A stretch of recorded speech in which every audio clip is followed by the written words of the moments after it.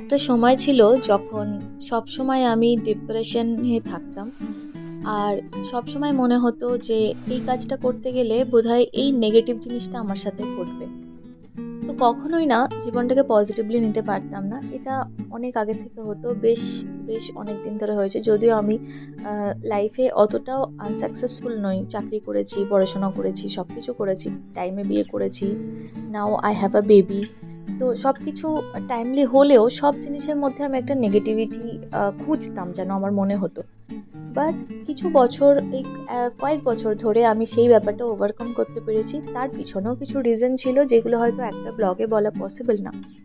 সেটা ওভারকাম করার পরে এখন আমি যাই করি আমি সব কিছুর মধ্যে একটা পজিটিভ জিনিস খোঁজার চেষ্টা করি। প্রত্যেকটা মানুষের মধ্যে আমি পজিটিভিটি খোঁজার চেষ্টা করি।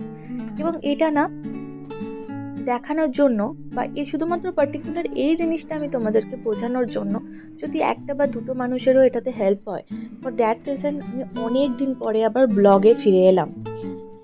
তো লাইফস্টাইল ব্লগটা খুব চাপের একটা জিনিস, ভীষণই কঠিন একটা কাজ, কারণ তুমি প্রত্যেকটা দিন নিজের প্রত্যেকটা কাজকে এইভাবে তুলে ধরা বা এইভাবে ক্যামেরায় বন্দি করাটা খুব চাপের কাজ, বিশ্বাস করো। রোজ রোজ তো সম্ভব হবে না, বাট যখন পসিবল হবে আমি তখন করার চেষ্টা করব। যেরকম আমি কিছু এক্সাম্পল দিই, সকালবেলা যোগা বা এক্সারসাইজ বা বাইরে একটু হেঁটে আসা, এই তিনটে জিনিসের মধ্যে যে কোনো একটা যদি করতে পারো ডেলি বেসিসে, তাহলে দেখবে সারাদিন কতটা পজিটিভিটি তোমার মধ্যে গেইন হচ্ছে এবং তুমি কতটা ভালো থাকতে পারছো। সেকেন্ডলি বলবো নিজেকে একটু ঠিকঠাক রাখা, মানে সব সময় যে অগোছালো থাকবে, অনেকে বলবে প্রচুর কাজ, এসব পসিবল হয় না ডেলি লাইফে। বাট তাও আমি বলবো যে একটু নিজেকে টিপটপ রাখার চেষ্টা করো। সকালে যদি 1 আওয়ার নিজেকে একটু সময় দিতে পারো, তাহলে দেখবে তুমি সারাদিন খুব গোছানো একটা লাইফস্টাইলের মধ্যে থাকতে পারছো। সবসময় যে সেজে গুজে থাকবে আমি সেই কথাটা বলছি না, বাট সকালে উঠে একটু ফেস ওয়াশ দিয়ে মুখ ধুলে, একটু ময়শ্চারাইজার লাগিয়ে নিলে, এবার তুমি সারাদিন কাজ করো।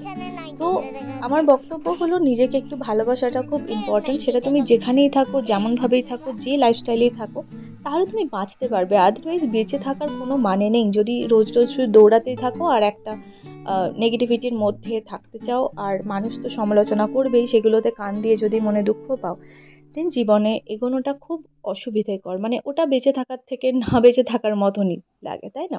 তো তোমারও জীবন একটা, তোমার জীবনটাও ভীষণই প্রিসিয়াস। বাকিদের মতো তুমি যাদের জন্য করছো, সারাদিন খাটছো, সেরকম তোমার জীবনটাও প্রিসিয়াস। অনেক কিছু বলে ফেললাম, চলো নেক্সট আবার দেখা হবে অন্য কোনো দিন অন্য কোনো ব্লগে। টিল দেন সবাই খুব ভালো থাকো, সুস্থ থাকো, আর নিজেকে অবশ্যই ভালোবাসো। Bye bye.